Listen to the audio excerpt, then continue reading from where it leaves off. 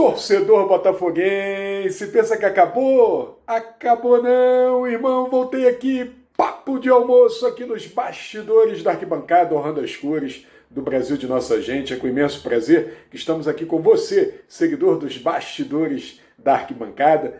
Você que não é inscrito no nosso canal, inscreva-se em nosso canal, ative o sininho das notificações e receba em tempo real conteúdo raiz, aquele papo raiz nos bastidores da arquibancada, papo de arquibancada, aquele papo de botequim, só aqui nos bastidores para você. Gente, é o seguinte, saiu hoje uma matéria que eu achei muito relevante, porque eu estou sendo questionado por inúmeros torcedores do Botafogo que estão insatisfeitos.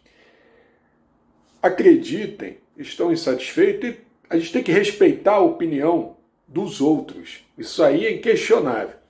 Mas eu queria destacar a matéria hoje do GE, que fala sobre a promessa de estrutura e mais de 70 milhões com um novo Botafogo, o ano de estreia da SAF no Botafogo, na qual enfatiza que o Botafogo fez 22 contratações para a equipe principal e voltou a uma competição internacional. Eu vou fazer um breve resumo aqui, porque eu já fui questionado e eu vejo que tem muitos torcedores do Botafogo ainda insatisfeitos, porque esperavam por um resultado mais expressivo. Só que toda promessa passa pelo teste do tempo. A verdade é a seguinte, o que eu achei interessante, justamente, foram alguns pontos que eu quero aqui, depois você pode acompanhar, né? Eu faço, assim, questão que você acompanhe no GE, na íntegra, essa matéria. Eu vou só destacar dois pontos que são fundamentais. Sobre as dívidas, perfeito? O Textor assumiu o Botafogo num contexto de seguidas gestões negativas. Isso vem trazendo aí o GE na sua matéria, que gerou uma consequência, um rombo nas finanças do clube. Isso aí, né, o Botafogo, ano após ano, foi saqueado, o Botafogo passou por situações difíceis. Eu falo saqueado em que sentido? O Botafogo foi verdadeiramente lesado. Essa é a realidade, né? Tanto que a instituição tinha mais de 800 milhões em dívida quando o acordo da SAF foi assinado. Toda essa quantia foi abraçada pelo John Textor no momento da compra. Analise friamente, torcedor do Botafogo, veja o nosso cenário anterior e veja o cenário pós a chegada de John Textor ao Botafogo. Aos poucos, o proprietário e a equipe interna vão se estruturando para fazer que o valor diminua. Em setembro, o Botafogo iniciou o plano RCE, Regime Centralizado de Execuções, que auxilia o clube no pagamento de credores. É uma espécie de fila. 20% das receitas mensais são destinadas à justiça e o valor é repassado por ordem de preferência aos devedores, né? E vamos lá, gente, não fica só nisso não, vamos lá. Mais de 10 milhões em dívidas trabalhistas foram pagas neste ano, com o aumento de receitas e novas alternativas. O plano do Botafogo é quitar 178 milhões neste plano nos próximos 10 anos.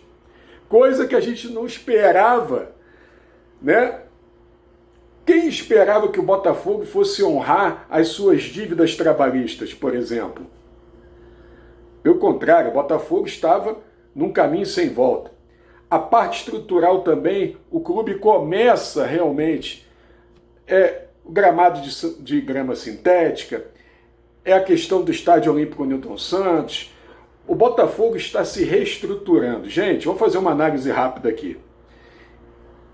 Neste ano, o Botafogo, ele reformulou a sua equipe ao longo da competição. Dispensou, se contratou 22, dispensou uma renca também, como a gente costuma dizer no vocabulário do torcedor. Um monte, emprestou, negociou, né? Literalmente o Botafogo fez uma engenharia, né? E conseguiu reconstruir, e conseguiu, detalhe, o Botafogo não teve uma pré-temporada, o Botafogo pegou um treinador que chegou com o trabalho em andamento, um treinador estrangeiro que não tinha conhecimento ainda da estrutura do clube. Então, o Botafogo dispensou jogadores, trouxe jogadores. Então o Botafogo conseguiu reconstruir dentro da competição. Então o torcedor tem que analisar isso. É um processo de médio a longo prazo. A gente não tem que ludibriar o torcedor. Existem falhas? Existem. Contratação, por exemplo, Patrick de Paula, foi um dinheiro empregado, mal empregado.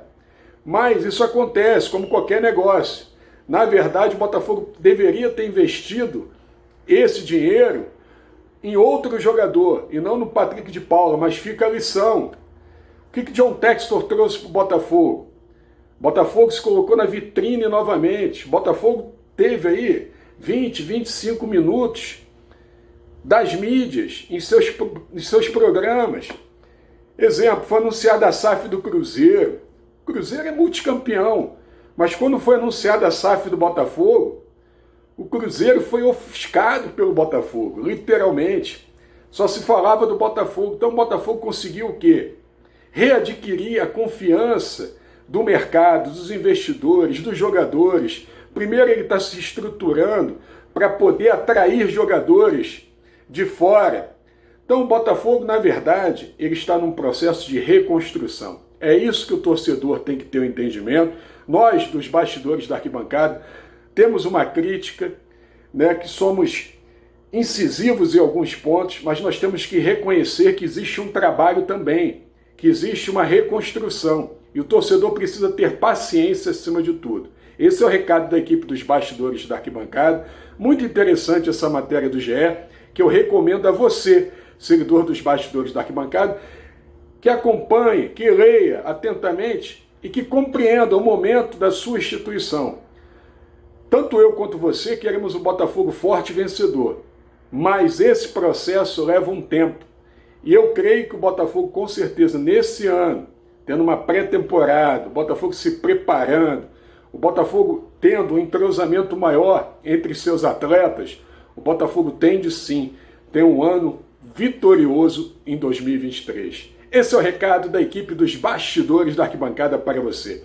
Fique atento que a qualquer momento podemos voltar com novidades aqui no canal que é a voz do torcedor do Botafogo de Futebol e Regatas no YouTube.